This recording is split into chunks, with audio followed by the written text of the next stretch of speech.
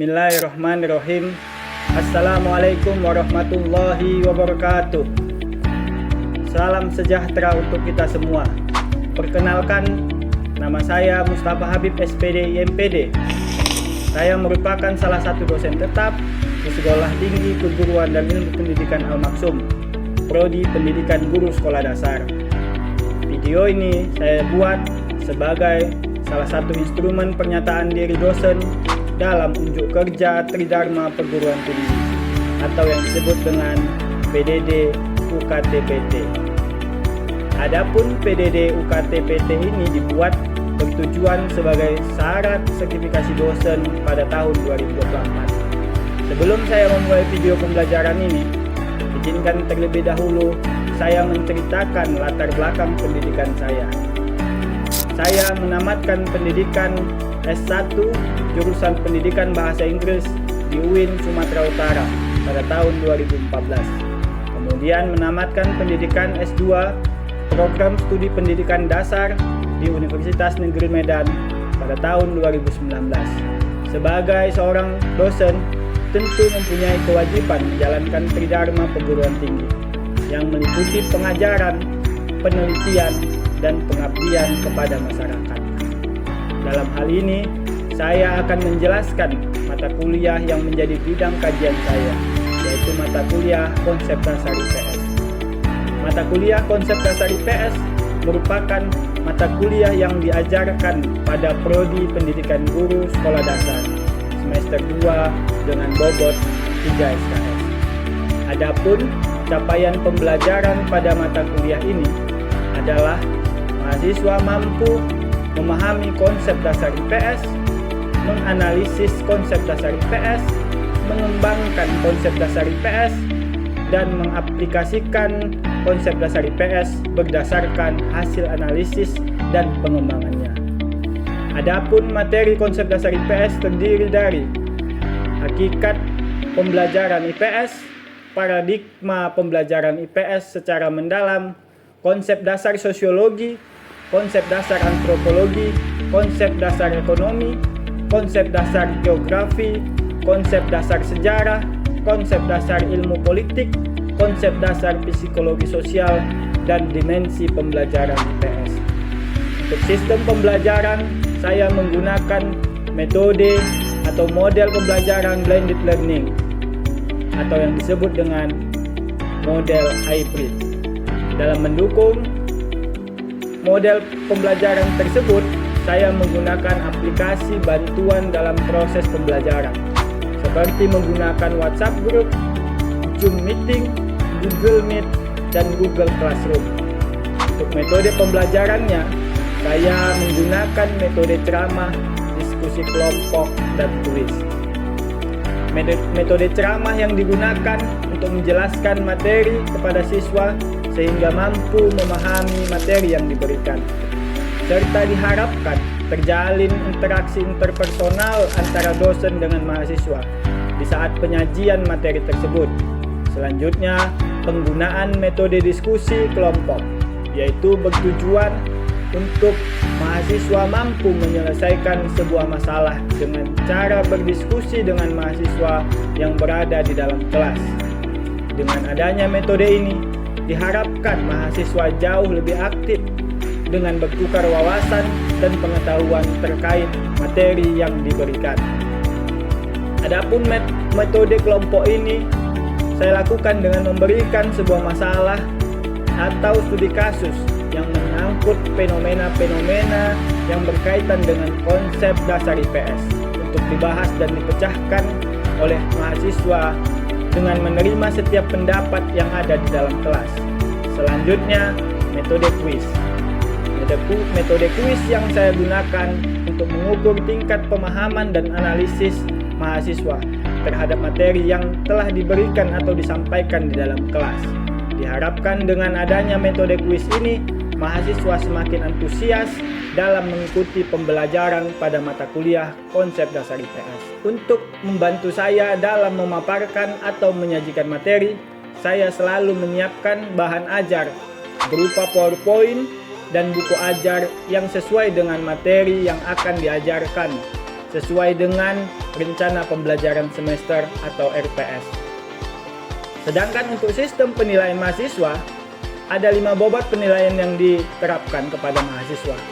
Yang pertama 15% untuk keaktifan mahasiswa di dalam kelas, yang kedua 20% untuk tugas yang diberikan kepada mahasiswa, yang ketiga 10% untuk menilai kuis, yang keempat 25% untuk menilai UTS, yang kelima 30% untuk menilai ujian akhir semester. Selanjutnya, saya akan menampilkan video proses belajar dan mengajar pada mata kuliah Konsep Dasar IPS. Selamat menyaksikan. Assalamualaikum warahmatullahi wabarakatuh. Waalaikumsalam warahmatullahi wabarakatuh. Oke, baik teman-teman sekalian, alhamdulillah hari ini kita sampai di pertemuan ke-12 ya, mata kuliah Konsep Dasar IPS. Sebelum saya mulai, seperti biasa ya, kita mulai dengan berdoa, kemudian nanti kita lanjut dengan pembelajaran. Baik, untuk itu kepada teman-teman,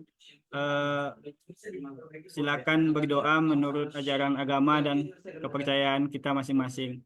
Doa dimulai.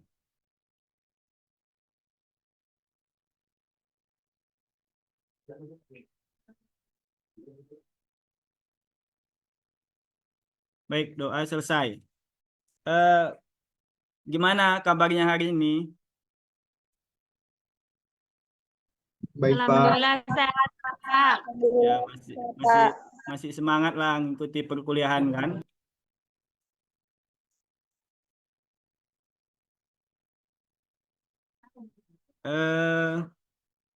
Yang lain mana ini ya?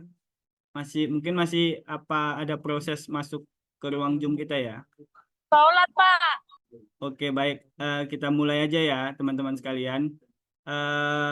Hari ini kita belajar tentang materi selanjutnya. Kalau minggu lalu kita belajar tentang konsep sejarah, minggu ini kita belajar tentang apa? Ada yang tahu nih? Sesuai dengan RPS yang sudah saya kirimkan kepada teman-teman.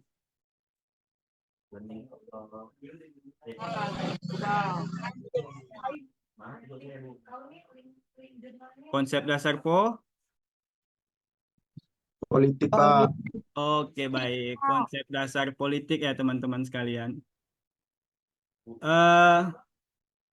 Sebelumnya ini mungkin kata-kata politik ini kan nggak asing sama kita ya, pasti ya.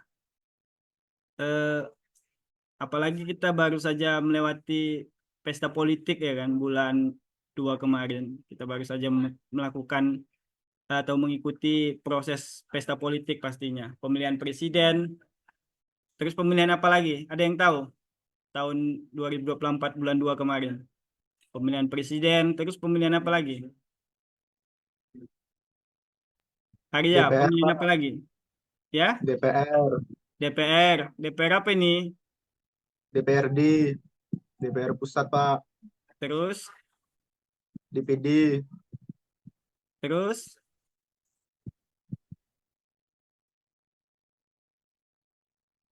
Ya, DPRD Kabupaten Kota, DPRD Provinsi, DPR RI, kemudian ada DPD, Dewan Perwakilan Daerah ya. Dia ada 5 kertas suara. Semua udah nyoblos kemarin ini kan? Sudah mengikuti pesta politik di Indonesia. Mungkin sebagian teman-teman juga menganggap politik itu sesuatu yang kayaknya nggak penting ya. Tapi yang perlu teman-teman tahu bahwa politik itu adalah sesuatu yang sangat penting dalam hidup kita. Segala sesuatunya pastinya diatur oleh politik.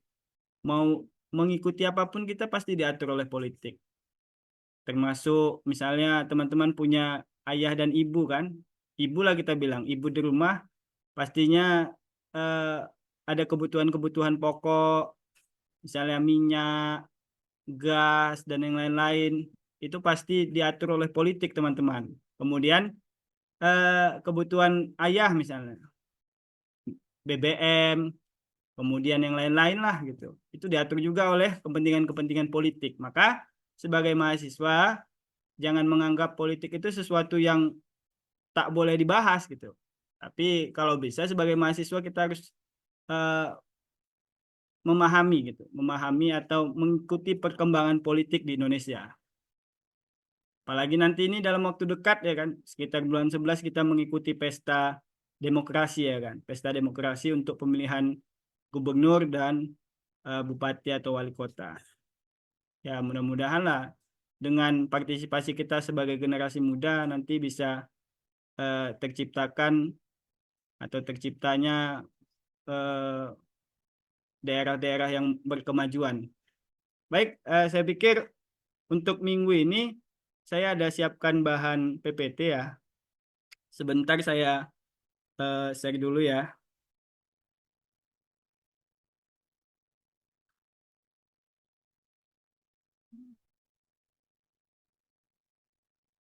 Kelihatan ya? Sudah kelihatan? Alfi udah kelihatan ini apanya PPT-nya? Coba cek. Sudah kelihatan, Pak. Sudah ya. Ini konsep dasar ilmu politik, materi yang akan kita bahas pada hari ini. Oke, selanjutnya pastinya dalam memulai pembelajaran hari ini kita punya tujuan nih, punya capaian pembelajaran yang ingin kita capai, teman-teman sekalian.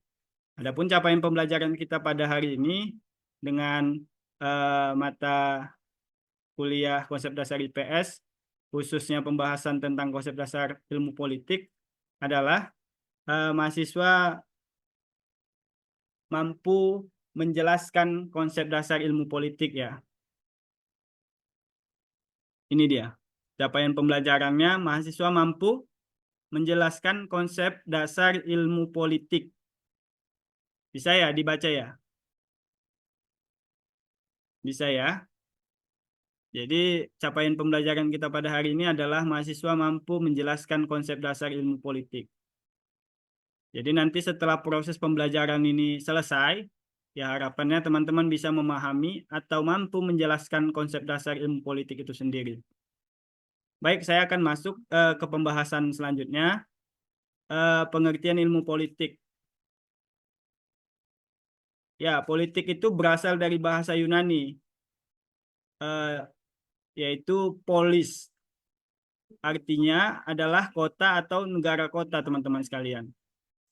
Kota atau negara kota. Kemudian turunan kata polis tadi terbagi dalam 4. Yang pertama tadi ada polites, yang artinya warga negara. Kemudian politikos, yang berarti kewarganegaraan. Kemudian politike te ekne, berarti kemahiran. Kemudian politike emistem, berarti ilmu politik. Itu dia turunan dari pengertian politik yang berasal dari bahasa Yunani tersebut. Selanjutnya ada beberapa pengertian mungkin secara bahasa gitu kan, secara bahasa pengertian dari ilmu politik itu sendiri, teman-teman.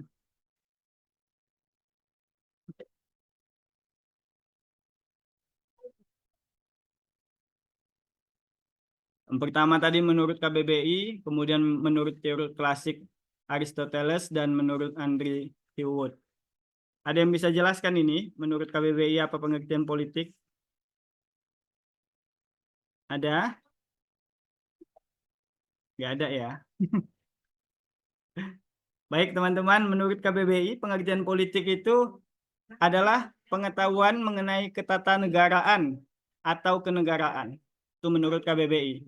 Menurut KBBI, pengertian politik adalah pengetahuan mengenai ketatanegaraan atau kenegaraan, seperti tentang sistem pemerintahan, kemudian dasar-dasar pemerintahan itu sendiri. Jadi pengertian ilmu politik tadi menurut KBBI, ada yang bisa ulangi kata-kata saya tadi? Apa itu pengertian politik? Pengetahuan mengenai ketatanegaraan. Kemudian contohnya sistem pemerintahan, kemudian dasar-dasar pemerintahan itu sendiri. Itu menurut KBBI. Kemudian menurut teori klasik Aristoteles, yang perlu teman-teman ketahui tadi bahwa politik ini berasal dari bahasa Yunani ya. Pastinya di awal-awal politik itu dilakukan atau dijalani oleh tokoh-tokoh Yunani. Salah satunya tadi ada Aristoteles. Kemudian Aristoteles menjelaskan bahwa politik itu adalah usaha yang ditempuh warga negara untuk mewujudkan kebaikan bersama. Nah, itu dia. Usaha yang diwujudkan oleh bersama untuk mewujudkan kebaikan bersama. Usaha yang ditempuh oleh warga negara untuk mewujudkan kebaikan bersama. Jadi misalnya kita mendengar nih ada kebijakan-kebijakan pemerintah yang tidak sesuai nih, yang tidak sesuai dengan kebutuhan masyarakat banyak. Maka akan ada usaha-usaha dari bawah ini untuk menolak kebijakan tersebut. Nah, itu juga bagian dari politik mungkin menurut teorinya klasik Aristoteles. Kemudian menurut tokoh barat juga ini, tokoh barat, pengertian ilmu politik yang disampaikan oleh Andrew Hewitt adalah kegiatan suatu bangsa yang bertujuan untuk membuat atau mempertahankan peraturan-peraturan umum yang mengatur kehidupannya. Yang mana segala sesuatunya tidak terlepas dari gejala konflik dan kerjasama semua pihak. Itu pengertian ilmu politik menurut Andrew Hewitt. Jadi ada 3 pengertian tadi, mungkin kita bisa pahami satu persatu bahwa pengertian politik menurut KBBI, pengertian politik menurut Aristoteles, dan menurut Andrew Hewitt. Selanjutnya teman-teman, sejarah singkat ilmu politik bermula itu dari zaman Yunani kuno, yang seperti saya sampaikan di awal tadi bahwa ada beberapa tokoh yang dulunya mengenalkan tentang politik itu sendiri. Contohnya seperti Plato, Aristoteles, kemudian di era perubahan ada tokoh Machiavelli yang mengubah fokus politik itu ke real politik atau kekuasaan gitu. Itu sejarah singkat ilmu politik itu sendiri. Kemudian teman-teman pasti nanya nih, Pak, apa tujuan pembelajaran ilmu politik? Untuk apa kita belajar politik? Ada yang mau merespon untuk apa kita belajar politik? Ada? Kalau kita nggak belajar politik, kenapa rupanya gitu ya kan? Seberapa penting Pak rupanya politik itu dalam hidup? Ada yang ingin merespon? Ayo. Sebagai mahasiswa sudah harus tahu dong ya kan, tujuan pembelajaran ilmu politik itu apa gitu. Kalau kita nggak belajar ilmu politik, kenapa rupanya?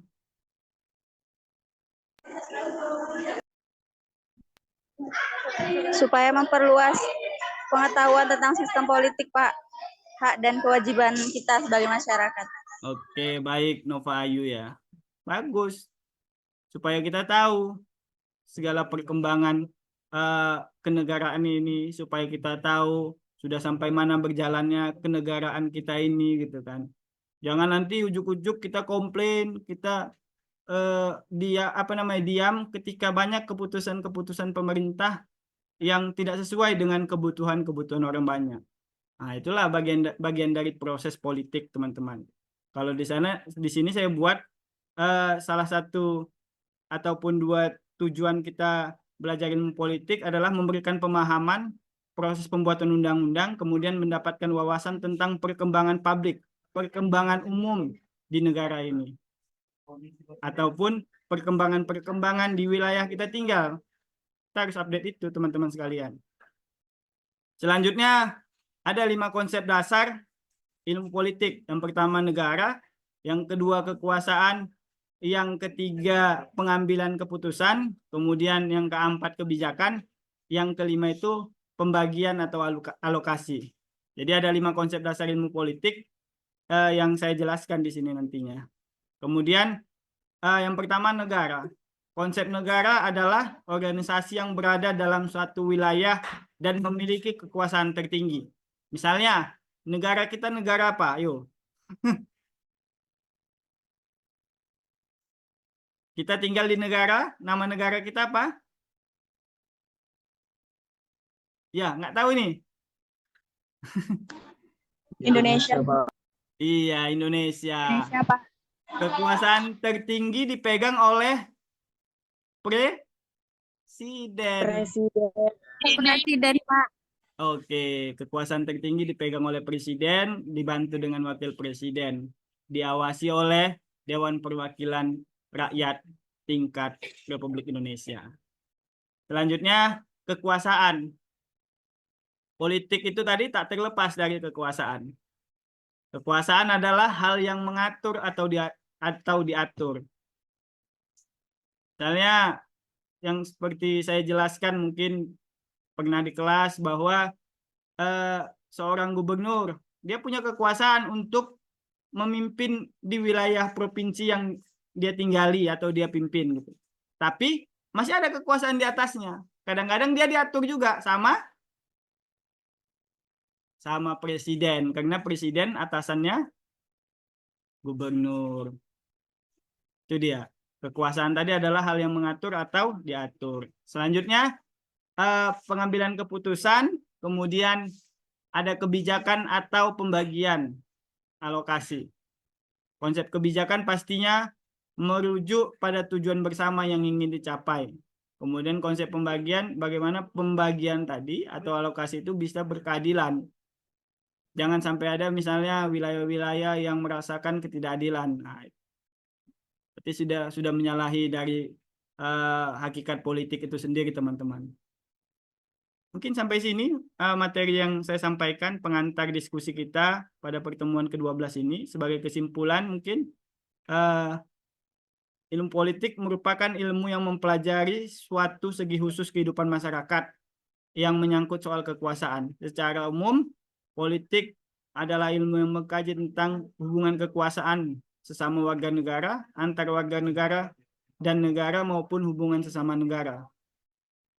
Baik teman-teman, saya pikir cukup untuk PPT yang saya tampilkan di layar ini. Kemudian mungkin ada teman-teman yang masih ingin ditanyakan atau ada beberapa hal yang kurang jelas. Saya persilakan, silakan. Oh ya, Arya Saputra. Ya silakan Arya. Oke Pak, saya Arya Saputra ingin bertanya, mengapa pendidikan politik penting saat ini? Oke baik. Ada lagi yang ingin bertanya biar nanti saya sekalian jawab aja gitu. Saya Pak. Sadia ya, Sadia. Silakan. Siapa saja tokoh utama dalam perkembangan awal ilmu politik? Siapa saja tokoh awal dalam perkembangan ilmu politik ya? Oke baik. Saya pikir cukup ya 2 karena waktu kita terbatas untuk minggu ini. Yang pertama tadi, mengapa pendidikan politik itu penting dalam kehidupan misalnya gitu kan. Saya akan jawab bahwa pendidikan politik dianggap penting dalam masyarakat modern karena membantu warga memahami hak dan tanggung jawab dia. Membantu warga untuk memahami hak dan tanggung jawab. Kemudian meningkatkan partisipasi dalam proses demokrasi yang memungkinkan mereka membuat keputusan yang lebih baik terkait kebijakan publik dan kepemerintahan. Itu ya teman-teman. Bahwa mengapa pendidikan politik itu penting Pak? Supaya masyarakat bisa mengerti perkembangan kenegaraan kita saat ini. Supaya masyarakat paham sudah sejauh mana proses perpolitikan di negara ini berjalan. Mana kebijakan-kebijakan yang tidak sesuai, mana kebijakan-kebijakan yang sesuai yang dikeluarkan pemerintah atau penguasa. Supaya tahulah kita itu apa yang menjadi kebijakan-kebijakan dari pemerintah tersebut. Maka ya pendidikan politik itu penting. supaya kita tidak hanya jadi penonton dalam proses berjalannya negara ini, tapi kita jadi pelaku, teman-teman sekalian. Karena beberapa tahun kemudian teman-teman pasti jadi pelaku dalam perpolitikan di negara ini. Yakinlah itu bahwa apa yang kita jalani hari ini adalah buah dari proses politik yang sebelum-sebelumnya, teman-teman. Kemudian yang kedua, tadi dari Sadia ya. Sadia nanya siapa saja tokoh utama dalam perkembangan awal perpolitikan. Tadi sudah saya jelaskan ya. Tadi dari tokoh baratnya ada Aristoteles, kemudian ada Plato, kemudian ada Machiavelli dan yang lain-lain. Masing-masing itu memiliki karya yang berbeda-beda ya, teman-teman. Misalnya tadi ada tokoh politik tokoh Yunani Aristoteles. Beliau yang berhubungan dengan kekuasaan ya, teman-teman. Itu tokoh-tokoh politik ataupun sejarah dari ilmu politik itu sendiri. Kalau untuk di Indonesia, teman-teman pasti tahu peristiwa-peristiwa politiknya. Tahun 98 kita mengalami peristiwa politik yang cukup bersejarah. Kemudian tahun 65 kita juga menghadapi peristiwa politik yang cukup bersejarah, ya kan? Tahun 98 Presiden Soeharto diturunkan, kemudian digantikan oleh B.J. Habibie.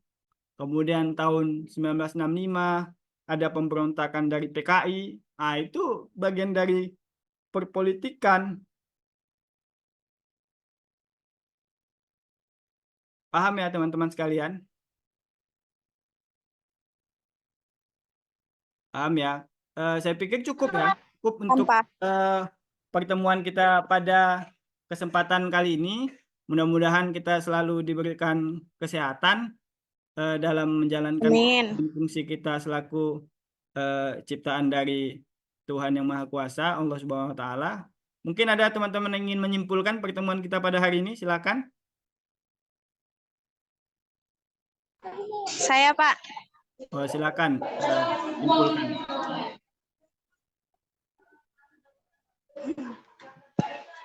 Kesimpulannya itu, ilmu politik merupakan ilmu yang mempelajari suatu segi khusus dari kehidupan masyarakat yang menyangkut soal kekuasaan. Secara umum, ilmu politik ialah ilmu yang mengkaji tentang hubungan kekuasaan, baik sesama warga negara, antar sesama warga negara dan negara, maupun hubungan sesama negara. Oke, baik. Terima kasih ya sudah menyimpulkan pertemuan kita pada hari ini bahwa intinya politik itu penting untuk dipelajari, teman-teman sekalian. Tugas untuk minggu depan, silakan teman-teman cari siapa tokoh-tokoh politik yang menjadi idola teman-teman, serta apa saja yang mengakibatkan teman-teman bisa mengagumi tokoh-tokoh politik tersebut. Demikian mungkin, sampai jumpa minggu depan, mudah-mudahan kita sehat selalu. Billahi taufiq wal hidayah. Assalamualaikum warahmatullahi wabarakatuh. Waalaikumsalam wabarakatuh. Baik, saya tutup ya.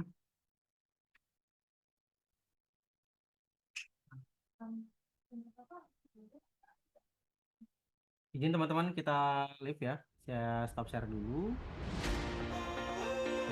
Demikianlah pemaparan video PDD UKT-PT yang saya buat ini dalam rangka memenuhi persyaratan sertifikasi dosen tahun 2024. Semoga video saya ini bermanfaat bagi kita semua. Terima kasih. Billahi taufiq wal hidayah. Assalamualaikum warahmatullahi wabarakatuh.